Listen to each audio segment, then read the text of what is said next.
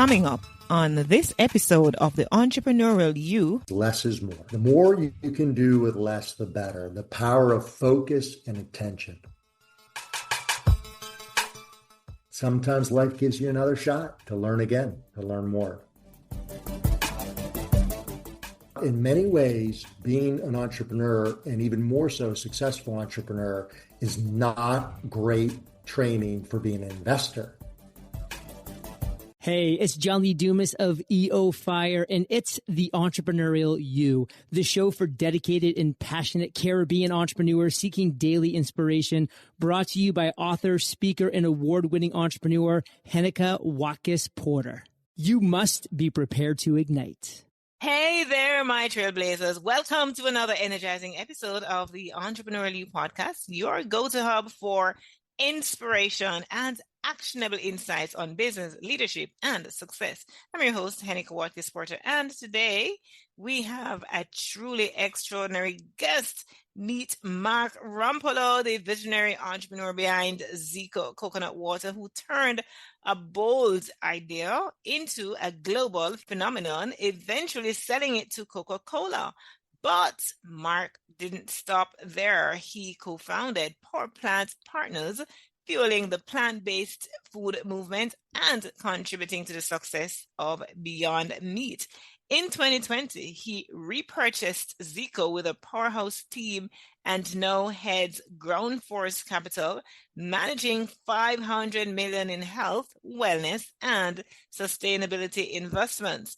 Get ready for a deep dive into visionary entrepreneurship and the future of sustainable investing.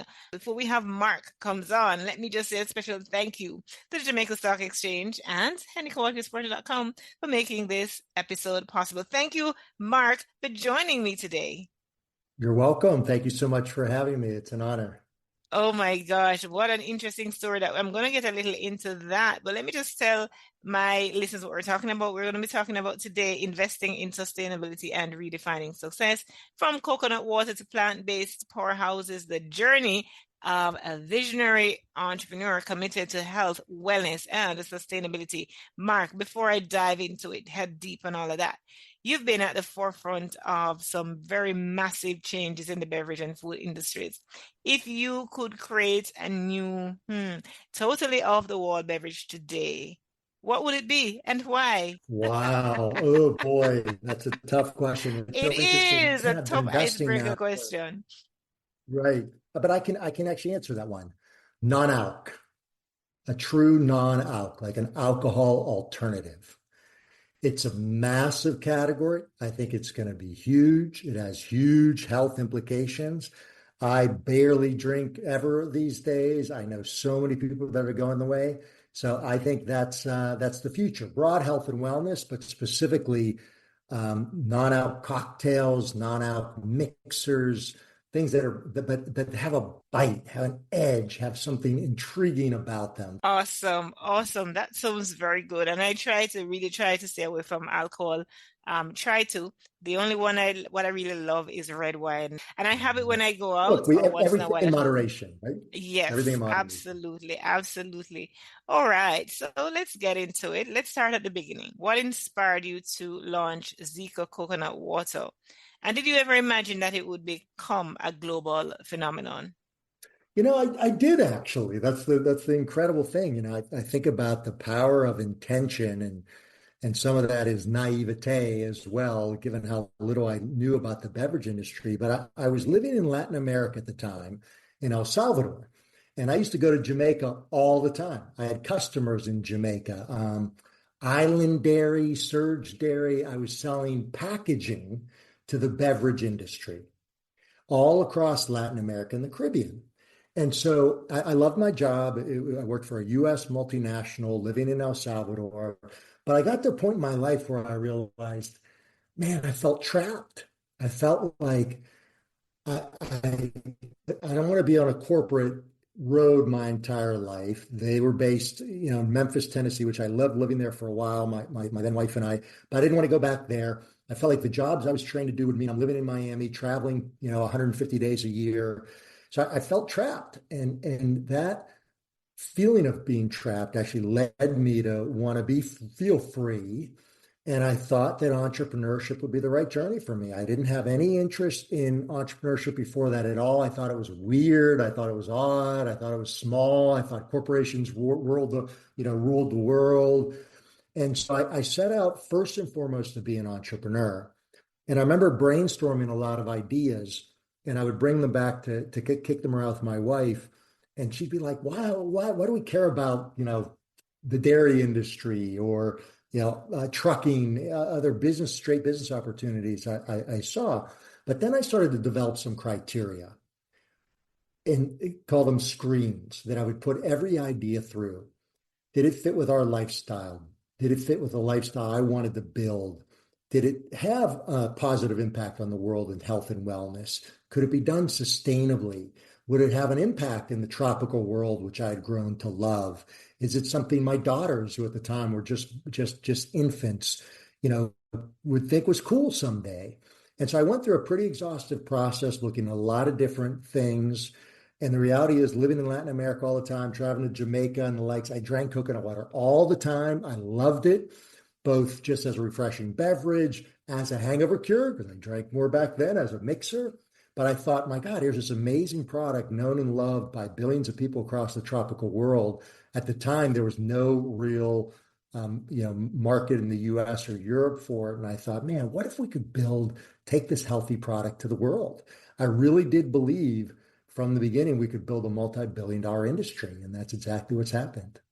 Wow. That is simply amazing. And good to know you had a relationship with Sturge Island and Island Dairy, and oh wow, Yeah. you feel like you're part of us, right? I get that Oh, feeling. yeah. I get that feeling, which is pretty good. Now, ZICO's growth, that was, meteoric. It was so great that, of course, acquired by Coca-Cola, and then you repurchase it. What was the journey like? Never have I heard before, Mark, before you even attempt to respond, never have I heard of a situation where a company was sold, an entrepreneur sells a company and then buys it back. I mean, not very frequent. Let me not say never have I heard, but not frequently. Well, Yes. I've been meaning to look around. If they're out there, I haven't heard of them either. And I thought I was done. For better or worse, my vision from the beginning was sell the brand, the Coca-Cola. That's where I thought my logic was this. I don't want to run it forever. I don't want to pass it down to my kids. I want my girls to be able to define their own lives. But what better idea than to have Coca-Cola sell something healthy? Let them make billions selling something healthy around the world. I thought it would be a massive public health coup. So I ran ZICO for 9 years. And I was done. I felt like, I got two daughters, and my one son was ZICO. He was a wily, tough, complicated one. But I felt like, look, we got him off to the Harvard of the beverage industry with Coca-Cola. I'm done. So I went on to become an investor. I became an angel investor. I started PowerPlant. We changed that to GroundForce. And I thought, look, I'm going to spend the rest of my life investing in, backing, supporting founders and entrepreneurs, not being one mice. And as life, happens sometimes, opportunities come up. And so we learned in 2020, Coke made an announcement that globally, during the pandemic, they were selling off or shutting down 200 brands globally, including a lot of great brands that they would focus on their core. Effectively, they were saying, we don't really believe in this health and wellness trend, at least for now. We're going to stay focused on Coke. So I looked at that with my business partners, some early investors in ZICO, and said, wait a second, I see something that Coke doesn't see. This category is not done. This brand's not done. It's got massive potential. So we frankly saw a bigger opportunity than Coke did. And so decided to buy it back. And it had never been part of my plan. It had never been part of my journey. In part, it was very much an economic decision. We saw an economic opportunity, but I'd be lying if it wasn't personal as well. And just the beauty of this and the poetry. When I look back, there was a lot I didn't get right in ZICO, in my own life, lessons I still had to learn myself. And I came to realize sometimes life gives you another shot to learn again, to learn more. So there are a lot of things you didn't do right. for example? Look, one of the things, I'm not proud of saying this, but in many ways, once Coke made an investment in ZICO, they made a small investment a couple years before they acquired the brand. The game became build it to sell, build it to work in their system. And they wanted that, I wanted that. And so all of my team's effort went to making it work within the Coca-Cola system. And the reality is, we did that to a certain extent, but even then it didn't work that well because it was still so small inside this massive system of Coca-Cola. But the mistake I make when I look back is we didn't build it to last. We didn't build it with the idea that we're building a brand and a business that's going to last forever, no matter who owns it, right? And so that's the approach we're taking now is, look, maybe somebody buys it someday, maybe we hold on to it, but eventually we do think someone's going to acquire it, but we're building it to last. And that is really a different way to run a business. And so, and we use this when we talk to our companies as well. Look, you can talk about who might buy your business someday, but it's impossible to know. The best thing you can do is build the business like you're going to own it and run it forever. And if you do that right, maybe, and you want to, maybe somebody comes in to acquire it, but that's only one option, right? There's many other options for, founders, investors, other people to achieve their objectives than simply, selling a business. Wow, what an interesting love story. It is. Thank you for seeing that. It is an interesting, love story. And I listen to you and I'm thinking, oh my gosh, there's so many entrepreneurs who would love for you to be their sponsor, but I'll talk about that because, personal interest right here. We are going to take a break right now. We needed to raise capital, but our experience with local financial institutions was that they were cautious and slow to act, and interest rates were far too high. We had real concerns about financing our business through outside equity investors and the possibility of interference. Could we get a fair valuation for our business? We had our own ideas about the business and its value. Should I go the traditional route of bank financing, or should I try the Jamaica Stock Exchange? So we made a call and experienced transformation of our business through conversations. I'm John Mahfood, CEO of Jamaican Teas, and we're listed on the Jamaica Stock Exchange. Give us a call today at 876-967-3271 to begin your transformation through conversation. We want to see your company listed on the Jamaica Stock Exchange. Welcome back. Welcome back. Of course, you've been hearing the amazing Mark Rampolla. Mark has an interesting love story of having two daughters, and then his business son, whom he had sold to Coca-Cola, bought back, and he's been telling us the journey. And not only is he an entrepreneur, but he's an investor. And so let's hear the difference in mindset and what that ought to be. And I suppose it perhaps could parallel to preempt. It could parallel the difference between, okay, I'm working for somebody here, and now I'm my own boss. How do I know get into that mindset of running a business, being the CEO versus being employed to a company? I don't know. Is there any parallel there? Mark, what do you have to say? Sure. Now, look, it's a really great question. I think that, I'll share my experience was, I feel like a lot of the skills I learned as being an employee did translate into entrepreneurship as ZICO, running ZICO, because I had good training with the corporation I worked through. How to set objectives, how to, generally speaking, manage people, how to do budgeting, how to think about routines and processes and procedures that allow a business to run. Those were helpful. What didn't help was that those procedures and policies and practices, they change every day when you're an entrepreneur, right? So I can't plan my way. I've got to get in, live and breathe the business, and be ready to make changes every day. Still hold the vision, but really it's a day-to-day, not a month-to-month, or year-to-year, trajectory. The switch from entrepreneur to investor was equally challenging, but different in that, like I mentioned before, one of the things was entrepreneurs are optimists. And when I first started looking as an investor at businesses, I would see nothing but possibilities, nothing but areas for improvement, areas of opportunity. Smart investors don't look at that. Smart investors look for problems, and they try to risk mitigate the problems. They don't assume things are going to go well, and they definitely don't assume that people are any different than they are. Like one mistake I think I made is I learned, really in the last number of years that I had many ways. I was never, a terribly poor student, but I was never a great student. And I thought that I wasn't that smart, that other students were smarter than I was. I carried that into the business world and into entrepreneurship. And I got to the point after even selling ZICO where I felt like, well, if I can do it, anybody can do it. But the reality is that's a risky mindset, because as an investor, I'm backing the person.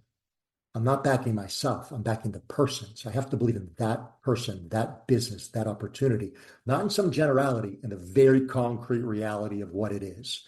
And the way to assess that is what in the finance world or the accounting world and the investment world, they call due diligence, which is you're going deep in understanding the business, how it works, where it makes money, what the margins are, and the individual. A lot of reference checks, a lot of background checks, a lot of discussions. And so what's interesting for me now is I'm not running ZICO day to day, but I am chairman of the board.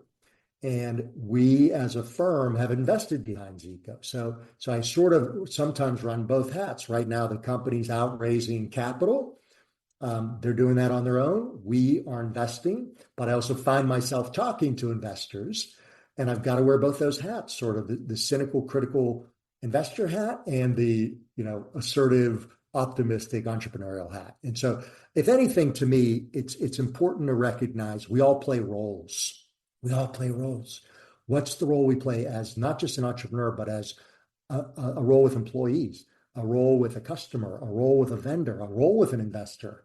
Those are all different roles. And I think when we can recognize really who we are, understand our own strengths and weaknesses, understand the roles we can play, corporate type, entrepreneurial type, investor type, and understand how those may or may not work in any situation, we got a better shot at getting what we want.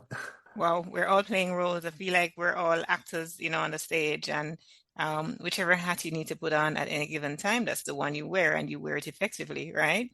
Now, Heneka, you nailed it. That is, I think, one of the most powerful secrets of life. Parent, yes, husband, wife, yes, partner, wife, friend, whatever. roles. It's okay. It's okay. You can have an authentic self and play a role. Absolutely, absolutely. So GroundForce Capital, it now manages over 500 million in assets, which is focused on health, wellness, sustainability. Can you share your vision for the future for all these industries, right? They're connected. They're all connected, but they're different in some ways. I'm glad you say that. I'm glad you said that, Heneka. I think they're very connected. So what our vision is at GroundForce is we first and foremost look at the food system, which has a lot of links. Food is a $7 trillion global industry, one of the largest industries in the world, and it is fundamentally broken. It has been built sort of post-World War II to deliver cheap calories as efficiently as possible around the world. It's not built for health and wellness. It's not built even for taste. It's built for cheap calories moving around and appealing to our least common denominator, sugar, fat, salt. That's okay. I've learned to stop passing judgment. That worked for a while until it's not working. But we look at that and say, we are in the midst of rebuilding that entire food system from the bottom up. I believe over the next 30 years, there are trillions of dollars of opportunity in rebuilding the food system. And this is happening in energy, transportation, building, housing, every industry is being rebuilt. It's not just tech. A lot of these are even the, more low-tech businesses around food production and shipping and distribution, et cetera. But that's our basic premise is we are rebuilding our food system from the bottom up, and it's being rebuilt around two things that now are absolute requirements: health and wellness and sustainability. And they're linked, because the reality is it's impossible for anybody in government and business to not look at our health system and say, I don't know the Jamaica health system specifically, but I can tell you about the US. It is broken. We spend ridiculous amount of money and people are not healthier. And the fact that anybody isn't going to at least consider the role that food plays is real. Food plays a role in health and wellness, but food also plays a massive role in sustainability because it's a massive emitter of carbon. It's a massive use of waste. 30% of food is wasted across the supply chain. There's transportation emissions. There's land use and water use, as well as the humanitarian issues around the world. So all of that is also an economic opportunity. Some people are looking at that through NGOs, through nonprofits, through government. We're looking at it through investment. And so our thesis is we want to find, fund, and help scale the next generation of entrepreneurs that are building brands and businesses that support the brands in supply chain and technology and packaging and ingredients and all that stuff, across the world. We mainly focus in the US and we mainly focus on growth stage. So for us, that means we don't do early stage investment. Right now, we only invest in businesses that are about 20 million in revenue or up because we did the early stage stuff. It's challenging, but there's other people that are better at that. We think we're best in the world at helping growth stage companies. So my hope is that we're building a firm, GroundForce, that endures for 100 years, grows to have billions under management, and that we become known as a group of people that played a role in helping to build a healthier and more sustainable food system.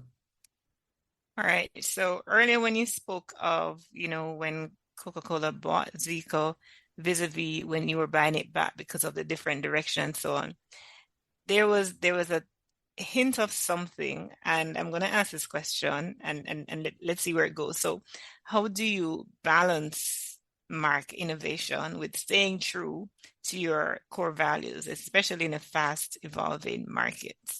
Wow, that's a great question, Heneka. I was just meeting with the ZICO team today, and the reality is, we have that debate, and the simple answer is it depends on the situation. But my general view that I've come to believe in is less is more. The more you can do with less, the better. The power of focus and attention. Less products, less markets, less complicated supply chains. As an example, early on in ZICO, for about the first 3 years, we had early on we had interest from distributors in the Caribbean, in Europe, even in around the US.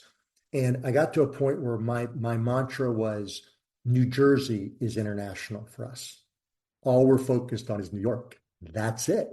And I'm so glad we did that, because we stayed really narrow until the business grew really big in New York. And we learned a lot. We learned who buys it, why do they buy it, what do they like about it, how do we sell it, how do we position it, that then we could take into other markets. Well, now we're growing in distribution, but similarly, we're focused on just plain coconut water. We're not doing flavors, we're not doing innovation, we're just doing the same old coconut water. And the reason we're doing that is because we see that's the fastest path to growth. That's the easiest way for us to continue to build. We still believe coconut water as a category is the latest data is it's growing by 20% year over year in the US, and it's a $1 billion plus category in the US, 8 billion globally. So why would we do anything else? We eventually might do some innovation, but we might have it with different pack sizes, multi-packs. We might have slightly different, a more premium or less premium, but it's all going to be coconut water for a period of time. And in general, I would say most entrepreneurs over-innovate. And the reality is because it's easier to do than the boring stuff of checking your metrics on sales, calling on the same accounts again, getting efficiency, improving margins. That's the boring stuff that most people don't love doing. My recommendation is find somebody that does. Find somebody on your team or a partner or somebody that can really help you do the dirty work. But then there's even more of a risk for an entrepreneur who just want to innovate, right? So you got to have the self-discipline to say, innovate in marketing, innovate in ways you distribute. Don't only innovate by bringing out new products. I'm not saying never do it, but it's very easy to let that be the default. And by and large, every investment we've made is in a company where we wind up insisting that they cut the number of product lines, not grow. Wow, wow. That is like a breath of fresh air to listen to. Like, you're so right. It's so much easier, Mark, to focus on innovation than new stuff because we get bored very easily. As entrepreneurs, my gosh, those bright, shiny objects, they're attractive, they appeal to our senses, and we want to Exactly. move on to the next thing. So it's refreshing to hear you say that and that stick-to-itiveness that is necessary to just go deeper instead of wider, go deeper into finding out. Yes. That's it. That's it. The catchphrase we had at ZICO was inch wide, mile deep. Ah, And I'll tell you, and right. some people would say, well, that's not true in tech. BS. And I'll give you the prime example. When Facebook launched, they were only in you may know better or not. Was it Harvard? They launched in Harvard campus. Then they did only the Ivy Leagues. Then they did only colleges. Now they did it fast, right? You can accelerate this, but not until you have true depth, right? And so if you look at any tech company that is, grown, they've always Amazon with books, only books for a long time, right? For a long time. Yeah, you're so right. You're so right. So much wisdom right here from Mark Rampolla. Let's take the community connection segment and then we come back and we hear some final thoughts from Mark. And the community connection segment is where I invite you, our community, to share your reviews, your questions, your feedback, whatever it is that you want to engage with us. So this week, I'm sharing a feedback from a reader of my book, Podcast Power, The Quick Start Guide to Launching and Leveling Up Your Brand. It comes from Cecile Levy. I bought this book because of a growing interest in starting my own podcast. I was very surprised at how straightforward, easy, and idiot-proof it was. Heneka takes you through all the steps you could or will ever need to start a podcast. She gives valuable recommendations and also lets you in on her secrets. I bought the Kindle version, but enjoy this book so much, I'll be buying a hard copy also to have a reference guide as I take my dive into the world of podcasting. Thank you, Cecile Levy. That's the community connection segment. And now I return with Mark Rampolla. Mark, I want to hear from you. What's next for you? Any new projects on the horizon? What can you tell us, even as we're wrapping, just share your final thoughts around the conversation we've had and just if anything new is happening.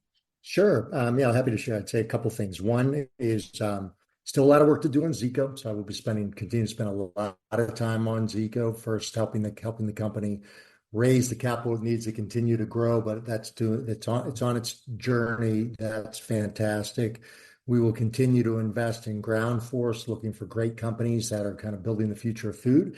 And then I'm working on my own book. I've got a new book coming out sometime next year. I'm still very much in the midst of it, but I wrote a book a couple years ago called High Hanging Fruit about ZICO. This one is much more of sort of a personal journey and the journey I've seen among entrepreneurs to sort of find freedom. This idea that they can start a business, make a ton of money, and then you'll be free someday. And I'm trying to bring some reality to that. Why don't you start with freedom now? So it's sort of my personal journey on finding happiness and joy and freedom now, and that actually being a key to success and sort of a win no matter what, because you're happy and feel free along the way. And I've also found myself and other entrepreneurs I work with that it's actually winds up being helpful for the conventional definition of success as well, because you're not so trapped and hung up in what success should be like. You're building your own life success. Awesome. So Mark, where can my listeners find you to connect with you? I'm not very much on social media these days, but LinkedIn is probably best. Okay, so Mark S. Rampolla, that's your LinkedIn, right? Correct. All right, awesome. We're gonna do the trending now segment and we come right back and just wrap with your or gratitude. So trending now, we're looking at sustainability and wellness. Sustainability and wellness are at the forefront of consumer demand, driving massive growth in these sectors. For instance, the global plant-based food market is projected to reach 162 billion by 2030, growing at a compound annual growth rate of 10.5% from 2022. Similarly, the wellness industry is expected to hit 7 trillion by 2025 as more consumers prioritize their health and well-being. And that's what's trending now. Mark Rampolla, what an insightful conversation. Wow. Thank you so much. Your journey is a testament to the power of vision and perseverance, no doubt. So just thank you so much. What a pleasure it has been having you here on the Entrepreneurial You. Thank you, Heneka. I enjoyed it very much, and when I'm ready with my book, I hope you'll have me back. Oh yes, absolutely. We're no friends because you visited Jamaica so often, and I'm doing overdue. business We here. used to go all Yes, the yes. time. I'm overdue. So I When will was be the last back. time you were here? When was the last time you were God, here? it's probably been 10 years. Oh And I no, used no, to no. go a couple We times a gotta year. fix. We gotta Yeah, fix that. Let me wrap and we talk about that. yeah, I So, will. to my listeners, if you were inspired by today's episode, make sure to share it with your network and leave a review. Of course, we thank you so much for tuning in. As always, you didn't have to choose this podcast, and even if there are others that you're listening to, you didn't have to choose this one, right? You chose this one, and I'm grateful. So, also ask you to subscribe now to the Entrepreneurial You on Spotify and on Apple Podcasts. Join our global community of forward-thinking entrepreneurs. Don't miss out on actionable insights and strategies that can transform your business. Until next time, keep shining and sharing your brilliance with the world. If you need to reach out to me, which I want you to, please do so at Heneka@Watkis-Porter.com. Affirm with me, please. I am a visionary entrepreneur committed to innovation, positive change, and the relentless pursuit of my dreams. Thank you so much to our sponsors for this episode, Heneka@Watkis-Porter.com. Yay, shameless plug, and the Jamaica Stock Exchange. Do take care.